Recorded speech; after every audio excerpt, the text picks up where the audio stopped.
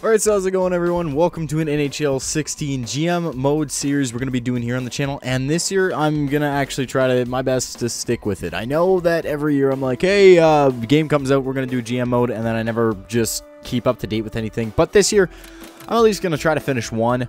I'm going to try to be really active this year on YouTube. We'll see how that goes.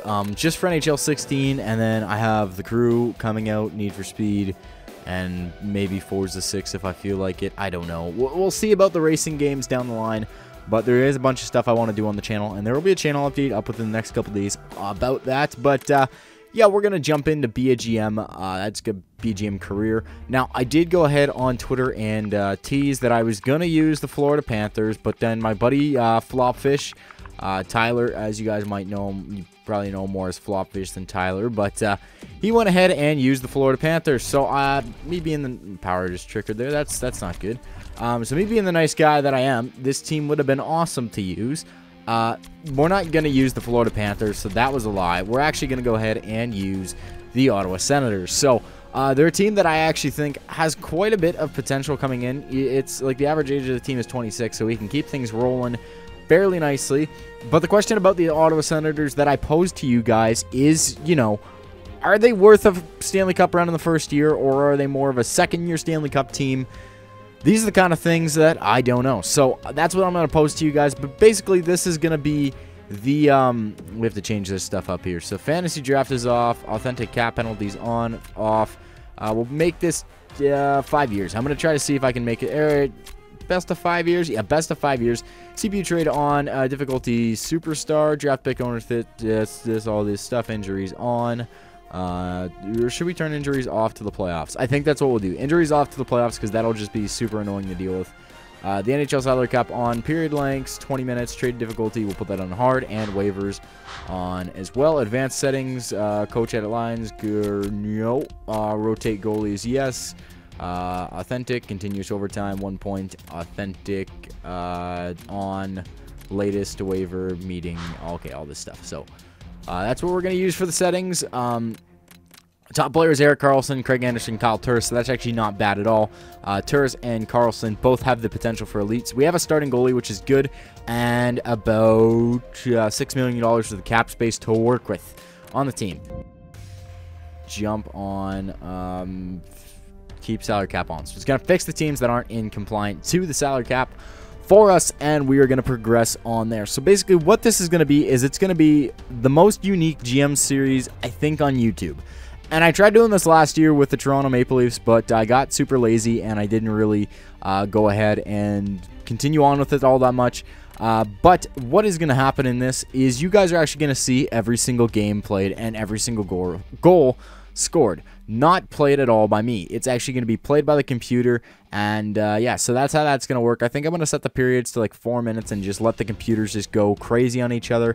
Set the thing to broadcast, so it's like watching the TV, and then I'm just going to mash up, because I might do like 1 month at a time or 2 weeks at a time in a video, and then I'm just going to go ahead and mash up the goals and the assists, because I want to keep these videos fairly short for you guys, because I know that a 20-minute GM video is kind of the general thing that people do. But with the 20-minute GM videos, you know, not everybody has 20 minutes to sit there and watch a GM video. So my kind of general thing on it is that I kind of want to make them within 10 to 15 minutes for you guys. So that way you guys have something that you can sit down for 10 minutes and watch, and you're not wasting like a half an hour on a video. That's kind of what I want to do this year. I don't really want to pump out videos that are going to be too long. Just for that reason, because I find myself having a hard time trying to watch a half-an-hour video, and I understand that some of you guys might like half-an-hour videos, so if you want to see half-an-hour GM videos, let me know down in the comment section. You know, 20 minutes to 30 minutes is what the length will be, but if you guys want to see that stuff, I can for sure do that for you. If not, then I'm going to try to aim for 10 to 15 minutes per video. But yeah, so I'm just going to go ahead and mash up all of the goals and whatnot that happen in the time span of whatever I choose to go for.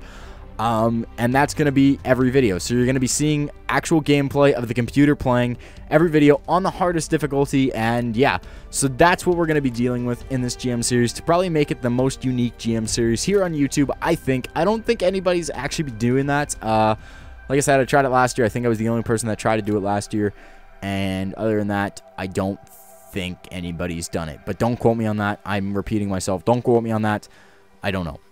But that's what we're doing here this year, like for Ottawa at least. So there's player morale and locker room chemistry that I haven't even looked at this year. I have not looked at GM mode.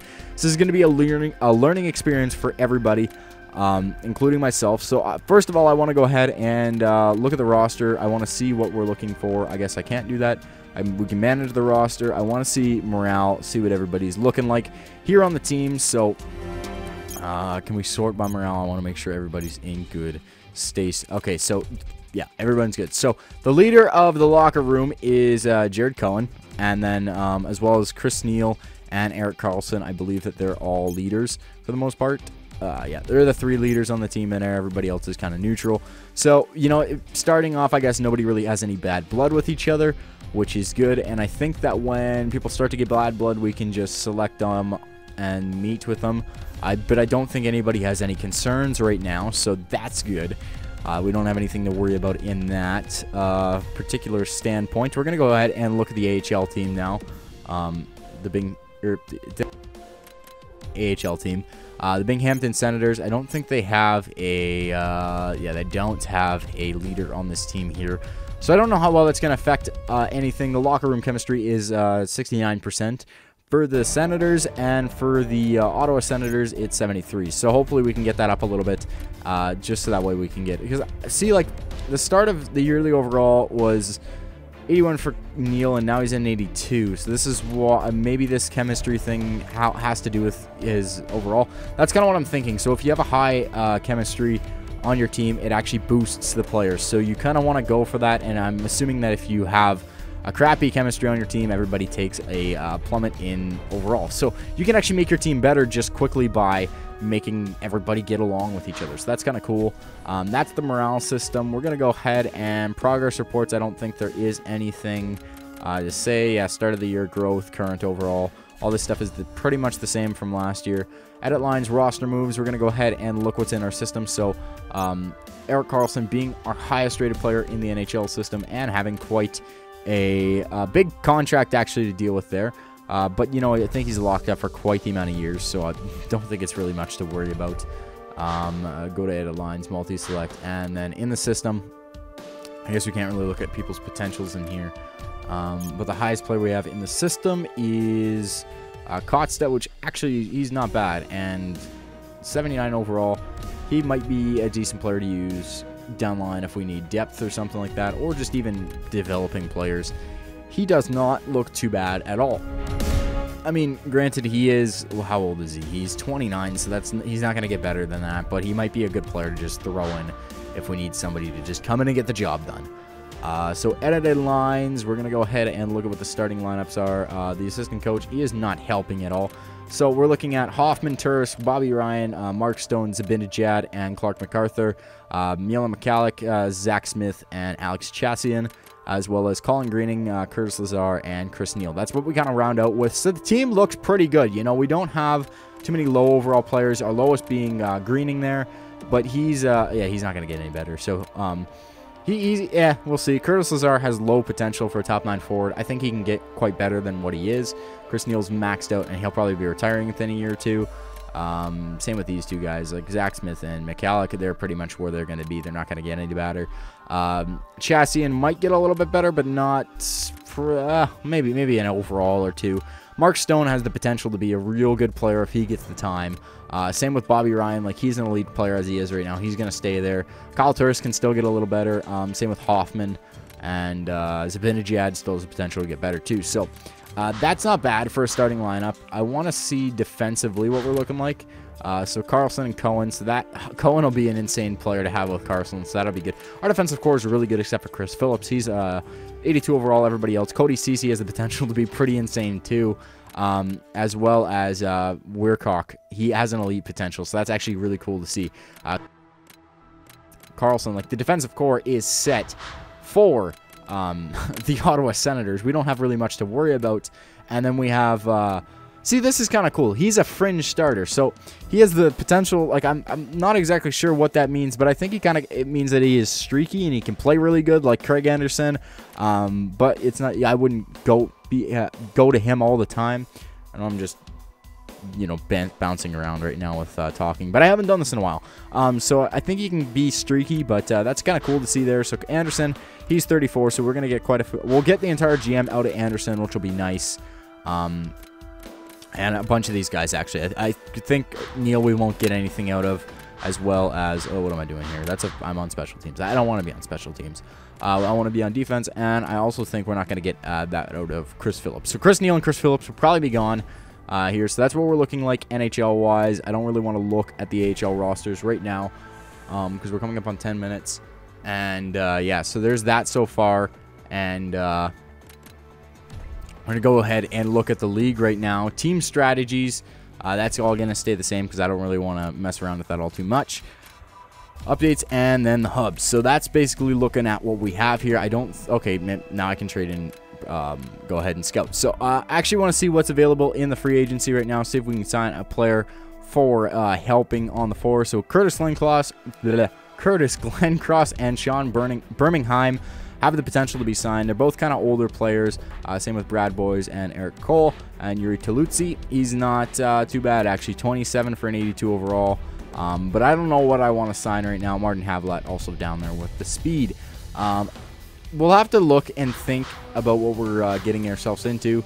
If we need to sign a defenseman, like we could sign Cody Franzen and then trade Chris Phillips for picks and have a just insane bolstering defensive core, which is kind of what I'm leaning towards doing. We have $6 million or $7 million in cap space.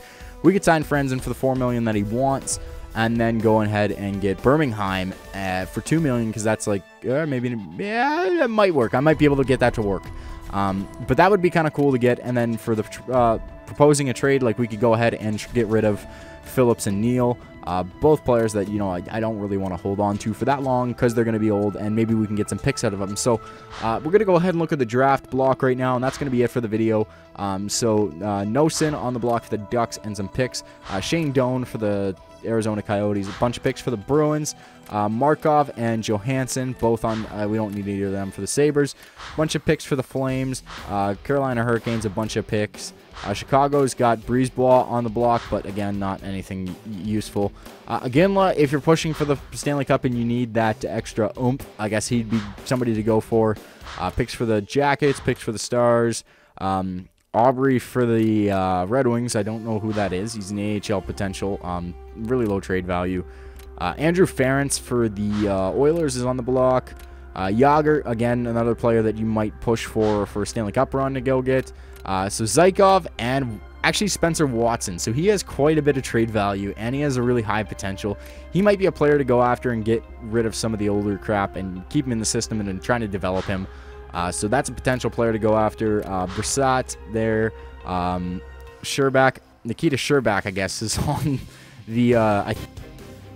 Sherbak, is it? Can I see? Yeah, Nikita Sherbak is on the block for the Canadians. I don't know why they'd want to trade him. But, you know, that trade value is pretty high. I don't think we'd be able to get him unless we traded away a pretty big player to get him. Antti Ranta and St. Croix. With Filia there, I don't know who that is. Dinas Zubris and Patrick Elias, of course, for the Devils. LeCavier Streit and La Barbara for the Philadelphia Flyers. The Penguins have Sprong, which is another good player that's on the block. And Uer, I think. Joe Thornton, Patrick Marleau, both on the block for the San Jose Sharks. Villieu for the St. Louis Blues. Adam Maroon for the Tampa Bay Lightning. I don't know why I forgot. Stephanie Robidoux for the Maple Leafs. A bunch of picks there for the Canucks. And Cody Kark, I think. Or Connor Kark, sorry. For the Capitals, and the Jets have a bunch of picks. So that's basically what's on the block, or what's around the league.